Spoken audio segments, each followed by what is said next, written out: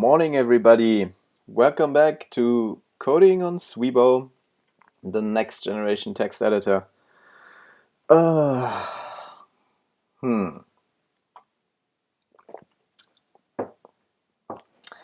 So let's summarize what we did together. Actually, I finished up what we were working on yesterday really quick. It really didn't take that long anymore. I should have just continued streaming it, I guess.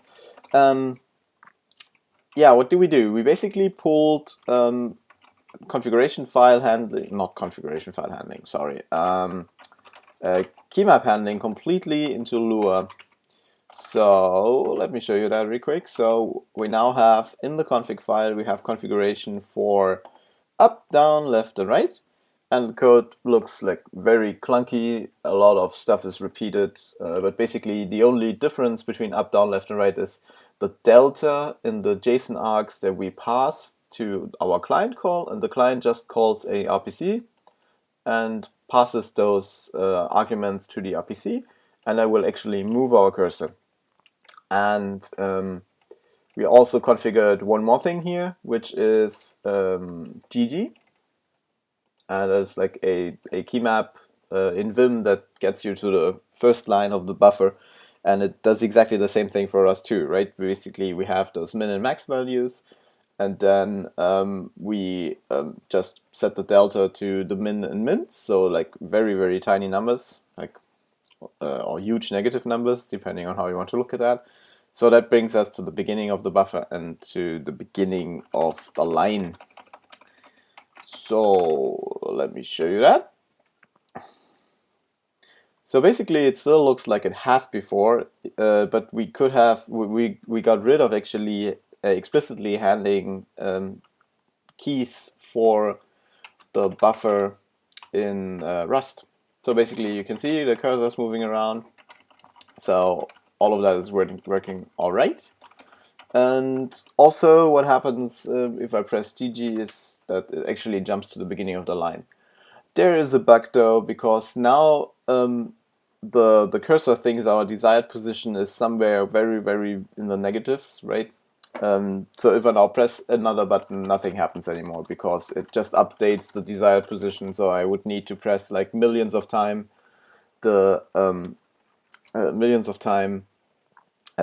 right or down to actually get the cursor to move again. So while you can understand how it will work in principle, it is buggy and it's not quite working. And but I'm happy. I'm happy. Also here, this could be better, right? This call could return an RPC. It doesn't right now. It actually blocks until this RPC returns. Eventually, we have to fix that too. But that's all straightforward, and I believe it will just work. I don't foresee any like big problems doing that. So I'm not really wanting to do that right now because there's some stuff in the design where I'm still unsure how it should look and if it will work. So I'd like to pressure on and outline the features that we need to actually test the design and come up with a design that works for those cases. So yeah. So what would be a good task to continue working on? Yeah, as said, right, we could clean that up. We could fix the key map handler to actually be bug free and support all the use cases that we want. We could clean up the code a little bit. We could do some refactoring. We could add some tests. We could remove the bugs from the cursor movement in the buffer, which I actually think it would be a nice investment of time because then we would move towards a minimal viable product really quickly, and it would be like very satisfying seeing those features grow. But I think yeah, I don't know. Hey, sup, Pedro? Good morning. I think I'll actually want to make progress on something that is more difficult and that will allow us to have clients in different languages, and that will also make progress towards a feature that I'm really unsure about, which is scopes, right? So I don't know if you guys ever use TextMate or Sublime or something like that, but those editors actually have a feature. They don't deal with file types. Like Vim deals with a file type, so Vim knows this is a Lua file, and everything in here will be treated as if it is in a Lua file. But actually, other editors do that more cleverly. They actually know, like, you already have a structure of a file through syntax highlighting, right? Even Vim has that. You can see that it highlights this here differently than, for example, the function keyword. So Vim does understand that this file is more structured than simply everything is Lua. And other editors actually use this information to provide you with a sort of selection. So for example, like where I'm right now, that could be something like this could have the tag, something like that would be a keyword and the under keyword function, and it would probably something like code Lua inside scope or something like that, right? Or inside table even, I don't know, right? Something like that. Like basically a list or a set of keywords that are like structured from a higher to a lower precedence. And then you could say something like, oh, I would like to have a snippet that is only valid inside a table, or that it will only expand inside a function or something like that. And that is like incredibly useful.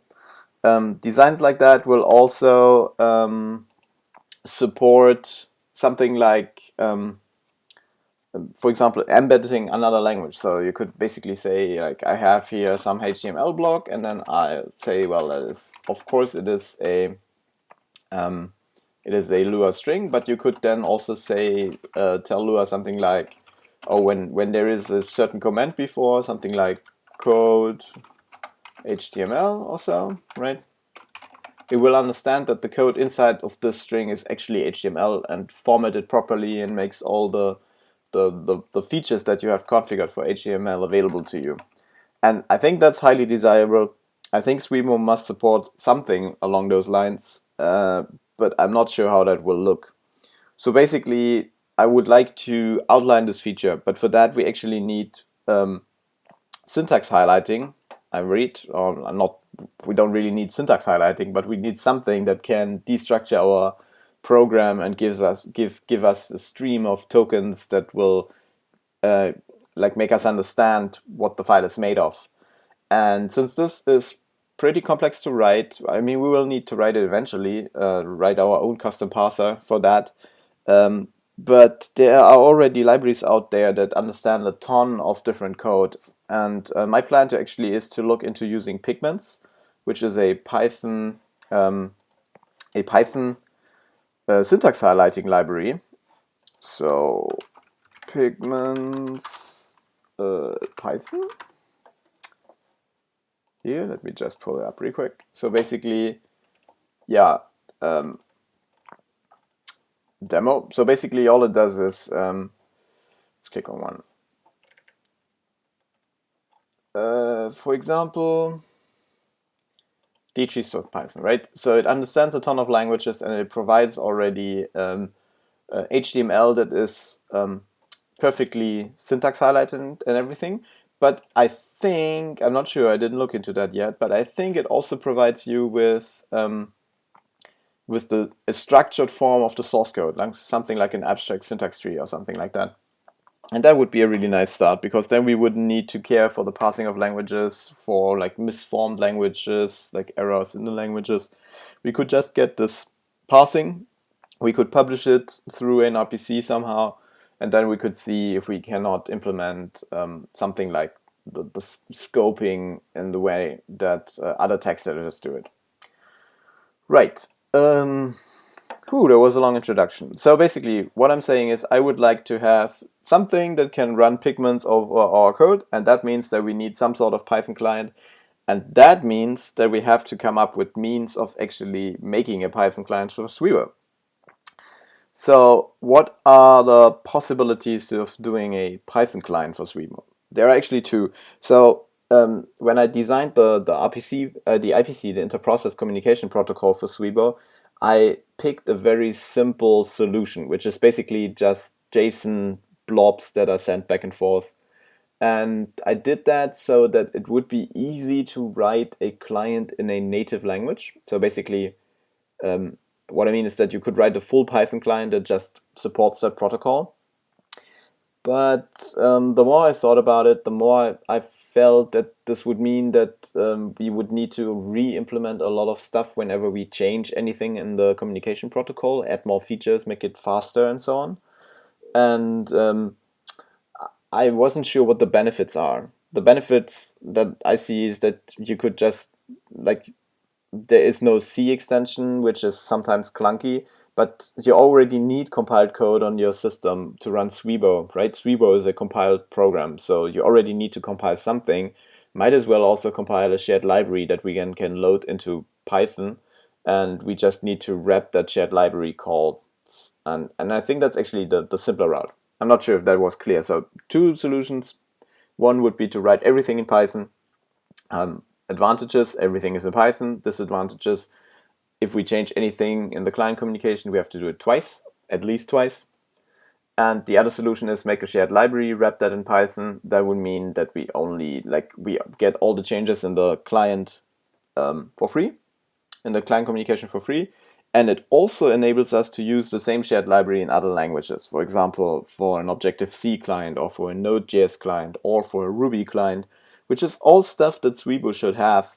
So I think actually it is probably the more prudent solution to write that C extension. Okay, that is pretty scary though, because I never did that in Rust. So basically what we would like to have in Rust is, let's start a new branch and call it C library. Great. Did I actually pull? Maybe I should pull first. Aha! Upstream it is called. Pull from upstream, please. And please pull into master from upstream. Already up to date. Very nice. So we can start working. Yeah, so how does that work? Basically, what I think we want is, we don't want the Rust stuff to change too much. We actually want a very small library that uses the Rust stuff and provides us with something like a C library. And theoretically, the keyword for that should be, how should that look? I think it should be something like, we have a lib here.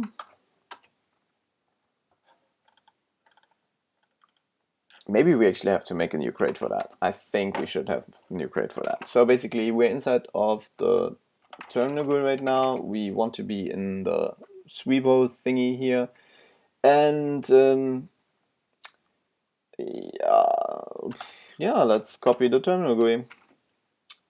So we copy the terminal GUI and we make a new subcrate and we call it C client, right? Or do we call it client C?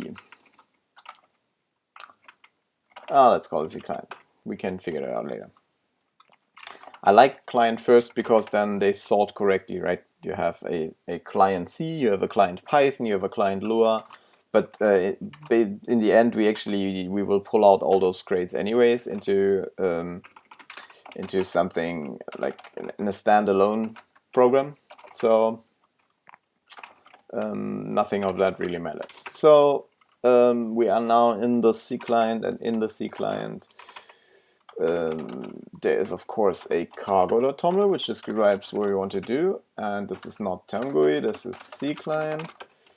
And dependencies. Well, we will do now. We will not pass command line flags. We don't talk to the terminal. We likely need to serialize and deserialize stuff. Likely, not quite sure. Maybe not. Maybe not. Time and UUIDs. No, we need nothing of that.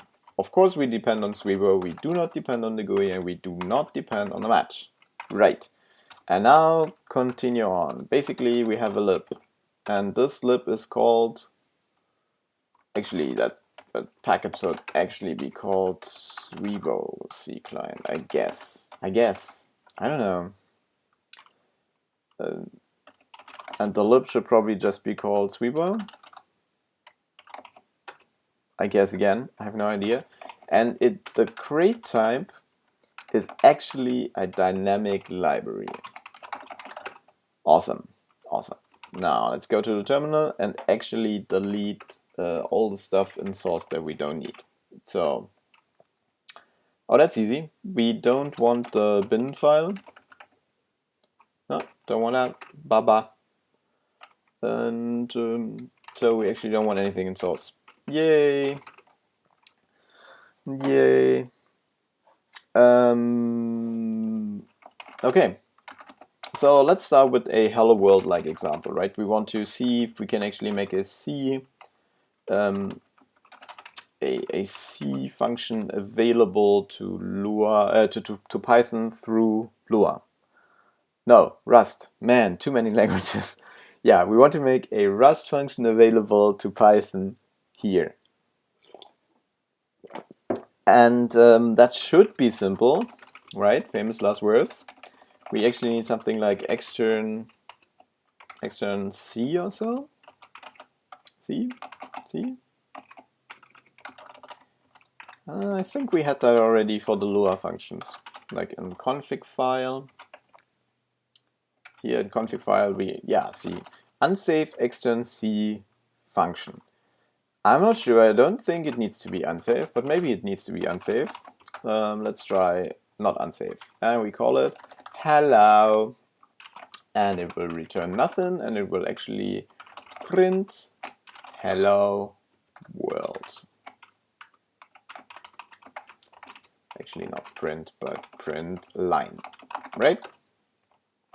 That's a simple thing I can think of, and now inside of the client we actually, inside of the C client we build, and it should just work, right? In the meantime we can pull up how does C types in Python work. There's the C type library, a foreign function library for Python, right? Right? Perfect. And how does it work? How does it work? I don't see how it works. Get attribute, lipsy time. Guys, that can't be so hard. How does it work? How does it work? I don't know. I don't see it. Well,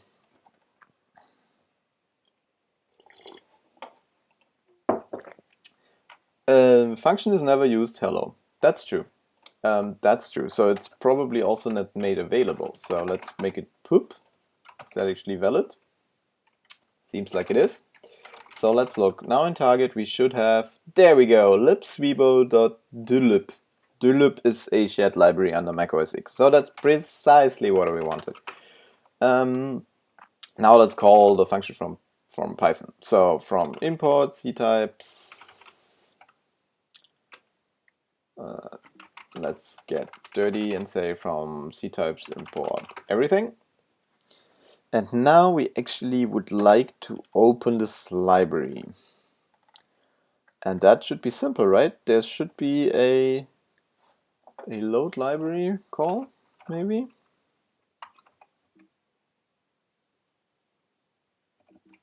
Load library, maybe? Ah, you know what? It's hard to discover functions if you import anything. So here, ctypes. What do we have? Union, cbool, clong double, long cast, cdll. Is that what I want? Maybe? No docstring. Thank you.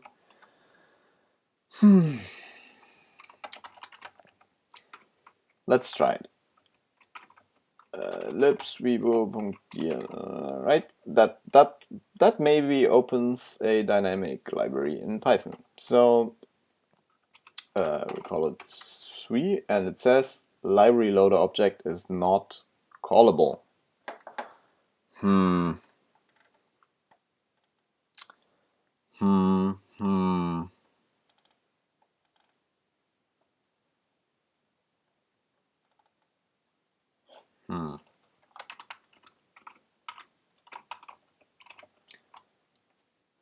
Why is that not working?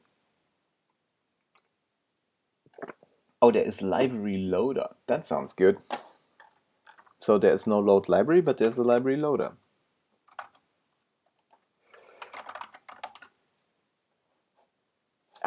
Ooh. So actually, CDLL is a library loader, and it has a function load library. Oh, there we go. That was easy.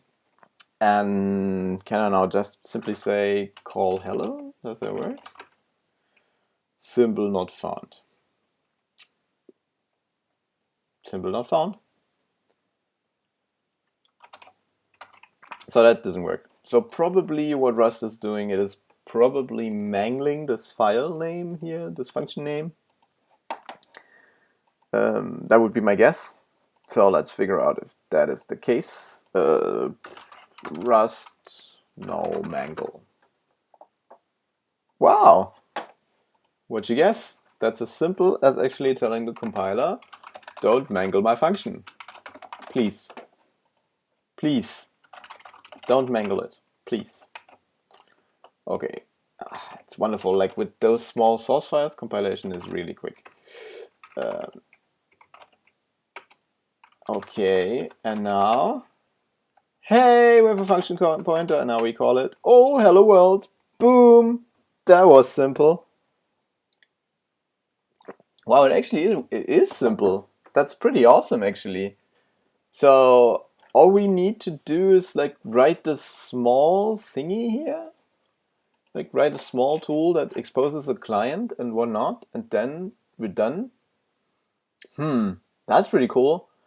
But you know what? Like let's try something a little harder. Basically, so what is always simple is passing in values. So basically, if I say, well, here I'd like to, so like let's import all the C types. So extern lipsy. It's actually extern create lipsy that we want to use, and we actually have to mention that we depend on the extern create lipsy also in our cargo.toml. And we already depend on lipsy somewhere, I'm pretty sure about that, so let's find that. Yeah. Actually, we depend on lipsy in two places and with two different versions. That's probably not needed. So let's use the newer one.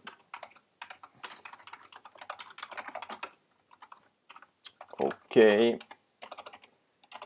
So let's say libhello takes a integer. Does that exist, this type? I don't know. And that integer is called a.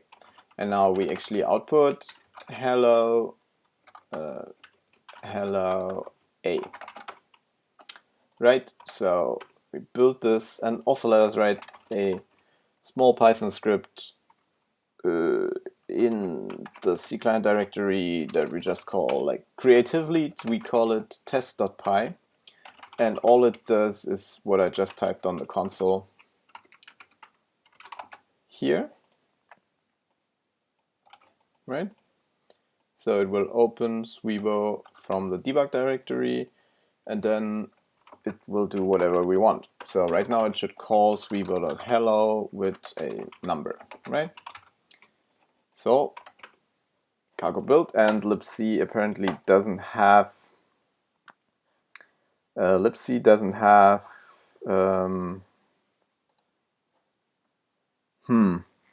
so lipsy doesn't have an int type. That believes that's hard to believe. So let's pull up the documentation for lipsy.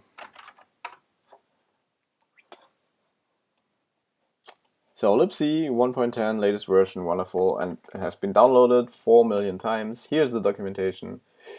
And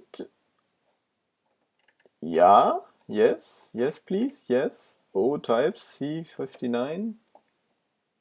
Oh, so we can use specific types. Oh, we probably should use specific types. So do I have to import them, or are they all in the top namespace? Let's look at the source. Apparently the source is slow to load. Yeah, so basically what do I want? I want actually something like int32 or something. Int32 underscore type. Right. Okay, so back to our code here. A is then a int32-t, right? Should work. And so what happens now if I run this test file? It works. See? Here we passed 120 and it actually showed up correctly. So let's pass something negative. Works too? Perfect. Really nice. And let's do a string, because a string is probably very difficult. So why is a string difficult? So Python, like a string is, you would think a string is just a blob of bytes and a length, right? But there are a lot of caveats that come with that. For example, every string in Rust must actually be valid UTF-8. So when we pass a string from Python to Rust, we always have to encode it in UTF-8. And then I don't know how the in-memory layout of a string looks for Python for Python, but we definitely need to deal somehow with it in the Lua world, in the Rust world. Oh man, too many languages. So basically, what I would like to try is saying something.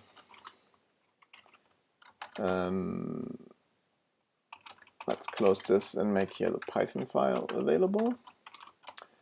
So basically what I would like to try is something like C hello and then here something like hello, right? And now let's start simple and say, like, give it actually the information that hello is 5 strings, like 5 characters.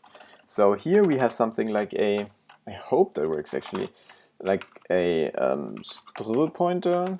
There will be something like a lipsy C char, maybe like a pointer, like so. Doesn't like that. Bare raw pointers are no longer allowed. You should likely use mutable t, but otherwise t is known as const t. Okay. Like so? Like that. Okay. And here we have something like a use size, like len, that it will be a u int, like lipsy u int 32 type, right? What happens? Like, let's build that and then let's try to run it. And it's complaining because I still use the string here. Let's replace it again through our hello world. Like, basically, we're ignoring everything on the stack and just see what happens if we call it function. And that works. So that didn't crash yet. But I mean, that's no wonder we didn't access any of those variables. So now we need to know Rust create string from C string.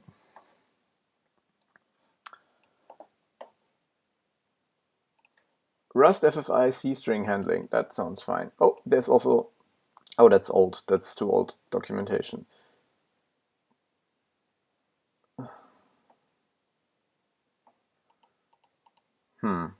Let's have a look at that. Standard FFI module, namely C-str and C-string. C-str is a dynamically sized type, so it can only be used through a pointer. This makes it very similar to the regular str. So basically I can construct a C-str object, which is precisely what I want, right? Basically I'm constructing not an unowned string here. That's a good question too, right? Basically, who owns this string? I like, does Python make a copy? Do I have to free the memory? I don't know. I guess I don't own the memory, but I'm really not sure. So let's try out this wonderful configuration here. So basically, if I say like, let's just copy everything here.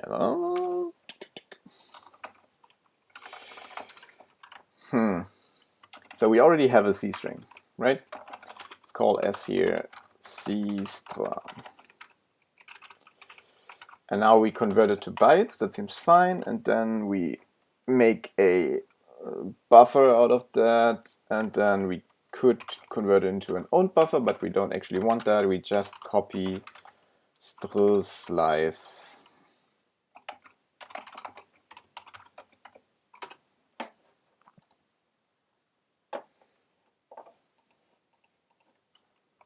So what is wrong? No, semicolon missing, but we actually don't want to print anything anymore. And that doesn't work. That doesn't work. Do I actually have to import that somehow? I guess I have to. Oh yeah.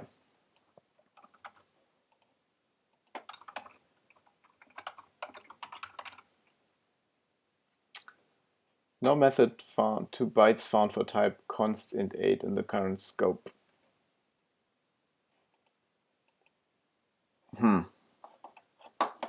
So that example is not quite working. Const c underscore char. That's exactly what we have here. So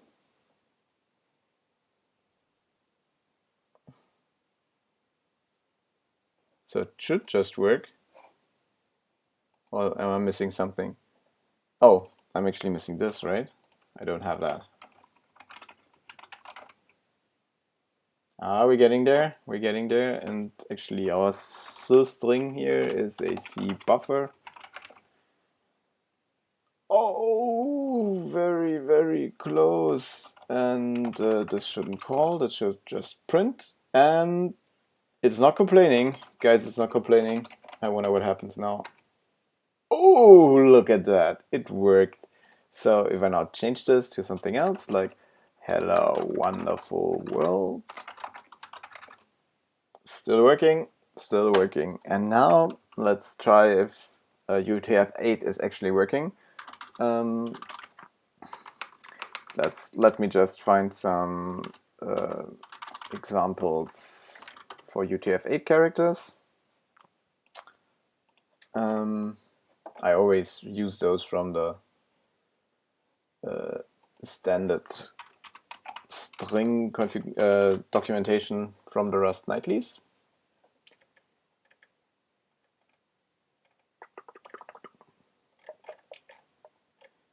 Where is it? Where is it? Maybe here.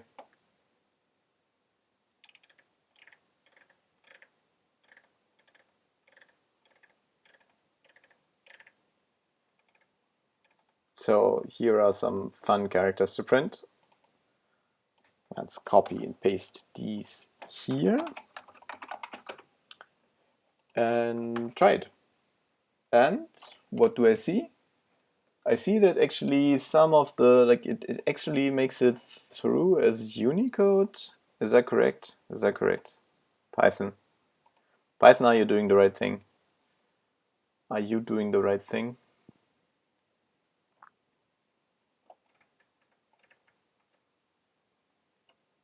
You know, I think you might be. Let's try those fun characters here.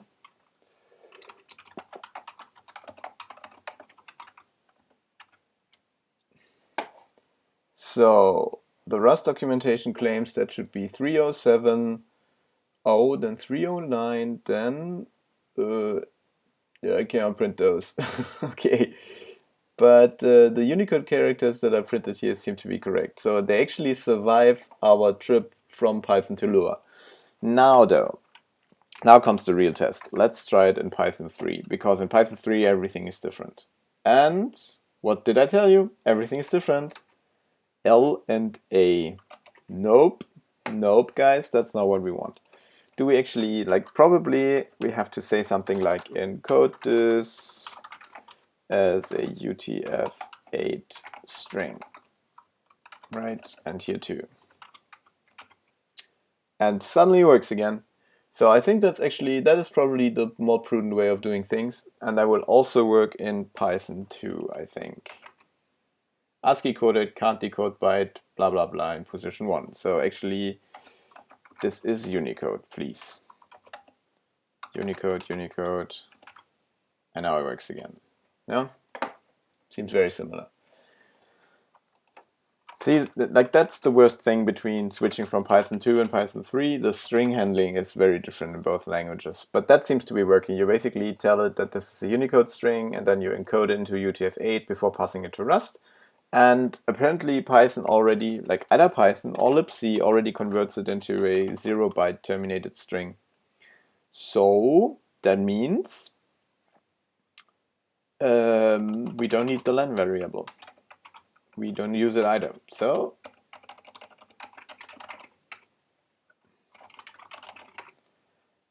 cargo build and run the test again, and it works.